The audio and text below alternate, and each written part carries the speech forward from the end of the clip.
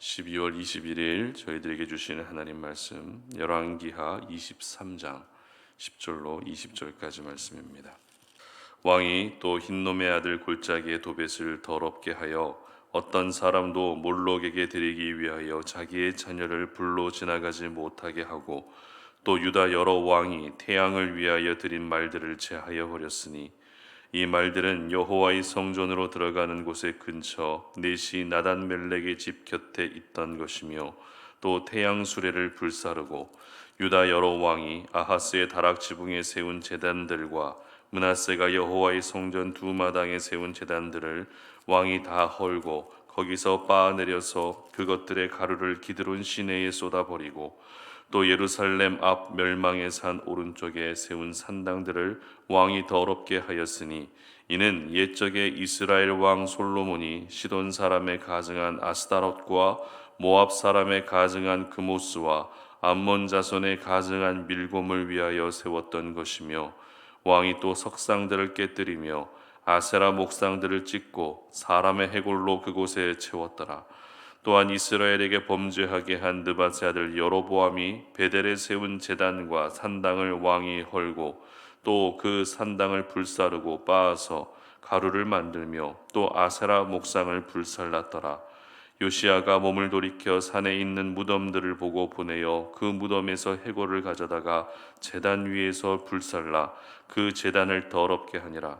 이 일을 하나님의 사람이 전하였더니 그 전한 여호와의 말씀대로 되었더라. 요시야가 이르되 내게 보이는 저것은 무슨 비석이냐 하니 성읍 사람들이 그에게 말하되 왕께서 베델의 제단에 대하여 행하신 이 일을 전하러 유다에서 왔던 하나님의 사람의 묘실이니이다 하니라.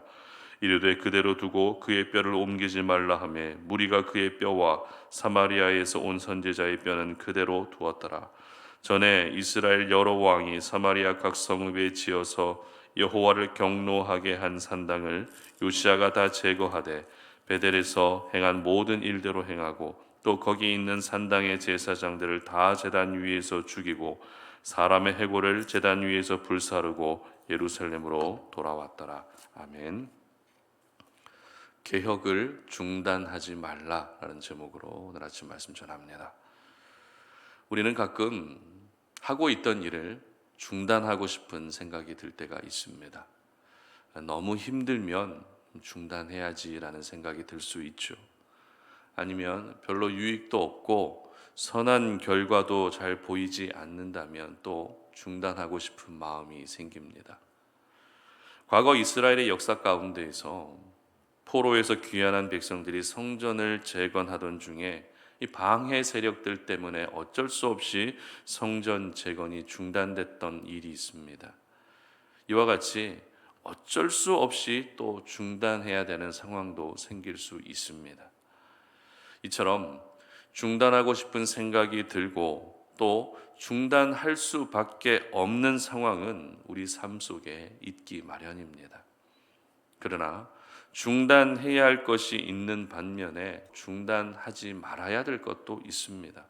예를 들면 죄를 짓는 일은 하루라도 빨리 중단해야 되겠죠. 하지만 은혜 받는 일, 하나님이 기뻐하시는 일은 절대 중단되게 해서는 안 됩니다. 그 중에서 개혁하는 일도 역시 중단되지 않게 해야 한다라는 것입니다. 저희들은 계속해서 요시야가 일으켰던 종교 개혁을 묵상하고 있습니다. 어제도 살펴봤던 것처럼 요시야의 종교 개혁은 모든 백성들이 신뢰하는 가운데 말씀을 근거로 해서 이 개혁이 일어나게 됩니다. 그런데 그 종교 개혁은 그것으로 끝나지 않았습니다. 요시야는 이스라엘 땅 가운데에 아직도 숨겨져 있었던 모든 우상 숭배의 근원을 모조리 제거하는 일에 더욱더 박차를 가하게 됩니다. 어제 살펴봤던 종교개혁의 내용과 또 오늘 본문에 기록되고 있는 종교개혁의 내용에는 한 가지 차이점이 있습니다. 바로 종교개혁의 영역이 더 확장되었다라는 것입니다. 쉽게 말씀드리면 어제는 바알과 아세라 우상을 제거하는 종교개혁에 제한됐지만 오늘은 이방인들이 섬기던 모든 우상들을 모조리 제거하는 개혁을 일으키게 됩니다.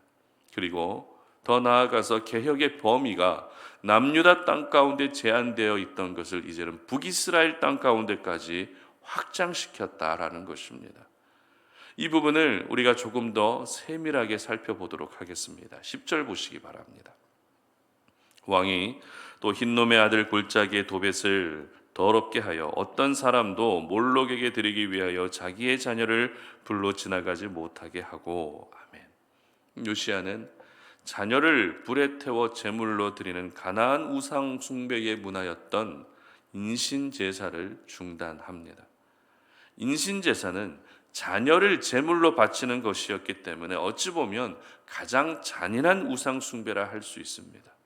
요시야는 이렇게 가장 잔인한 우상 숭배를 끊어냈던 것입니다. 그리고 이어지는 11절 말씀도 보시기 바랍니다.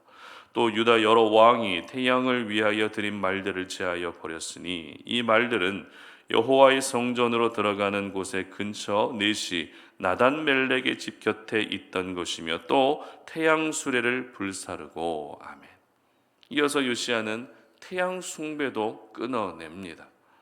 태양 숭배는 애굽에서 성행하던 우상 숭배였습니다. 태양은 하나님이 창조하신 창조물에 불과했지만 애굽 사람들은 태양을 섬겼다라는 것입니다. 하나님이 태양을 창조했다면 태양을 섬길 것이 아니라 태양을 창조하신 하나님을 섬기는 것이 맞습니다.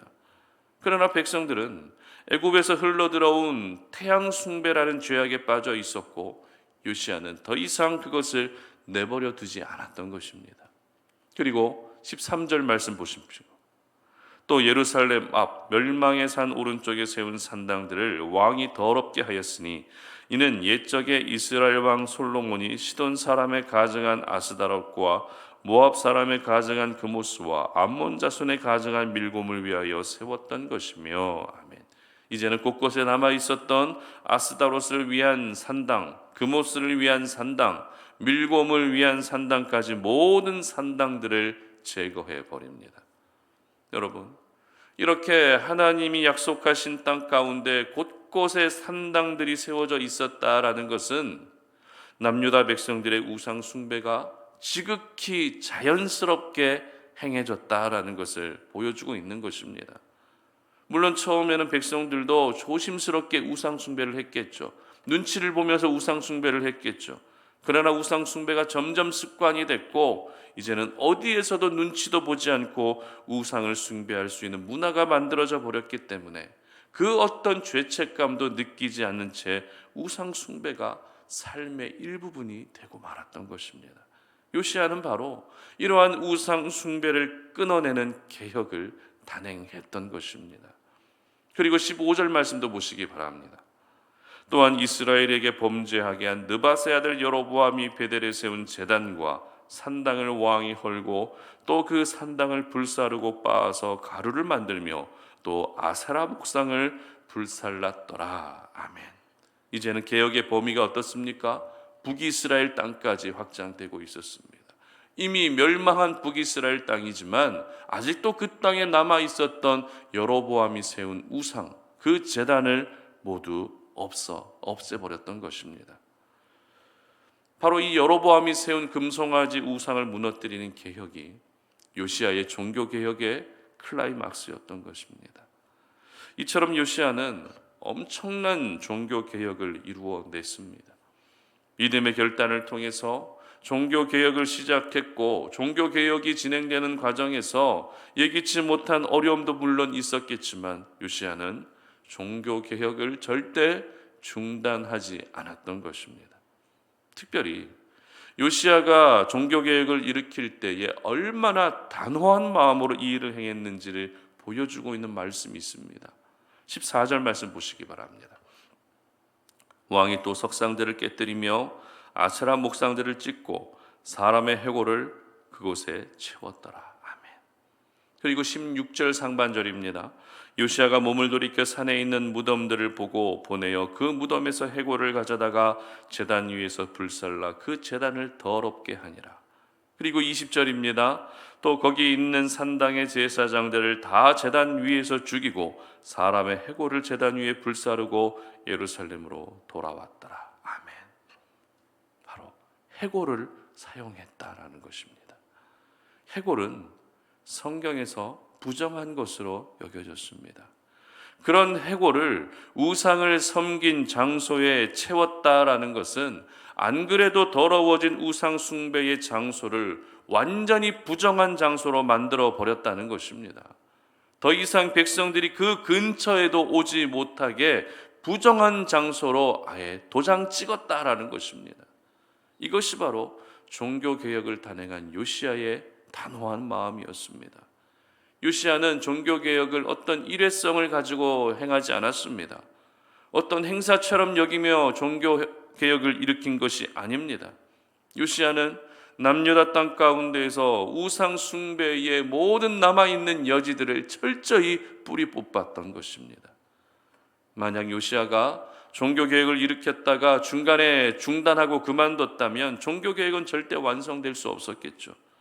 중단하지 않고 끝까지 달려갔기 때문에 하나님이 원하시는 개혁을 이루어냈던 것입니다. 그렇습니다. 하던 일을 중단하고 싶은 마음은 살아가면서 얼마든지 들 수 있습니다. 그러나 저와 여러분이 그럼에도 불구하고 절대 중단하면 안 되는 것이 무엇입니까? 바로 개혁입니다. 개혁은 내가 살아 숨쉬는 동안 평생의 삶 가운데 절대 중단되게 해서는 안 됩니다. 오늘 개혁했다면 내일 또 개혁해야 됩니다. 그리고 내일 모레 또 개혁해야 됩니다. 우리의 본성은 항상 죄를 향하고 있기 때문에 날마다 개혁하지 않는다면 나도 모르는 사이에 하나님보다 더 다른 것들을 사랑하게 되고 세상의 다양한 것들이 나의 하나님이 되고 마는 것입니다. 목회를 하면서 깨닫게 되는 것은 믿음과 관련된 일은 절대 중단하지 말아야 한다라는 것이었습니다. 너무 힘들면 기도도 쉬고 싶고 너무 힘들면 예배도 중단하고 싶은 마음이 우리 가운데 들 때가 있습니다. 함께 신앙생활하는 동역자들과 교제하는 것이 부담이 돼서 그것조차도 중단하고 싶고 봉사와 섬기는 것도 모두 중단하고 싶은 마음이 들 때가 있습니다. 그러나 건강상의 문제가 아니라면 믿음과 관련된 일은 절대 중단하면 안 됩니다. 중단되면 은혜의 통로가 끊겨버립니다. 중단되면 그만큼 사탄이 들어올 수 있는 틈을 내주게 되는 것입니다. 중단되면 은혜로 채워져 있던 우리의 심령이 오히려 공허함을 느끼고 허전함을 느끼게 되는 것입니다. 그러므로 우리 성도님들은 믿음과 관련된 일들 절대 중단하지 않으셨으면 좋겠습니다.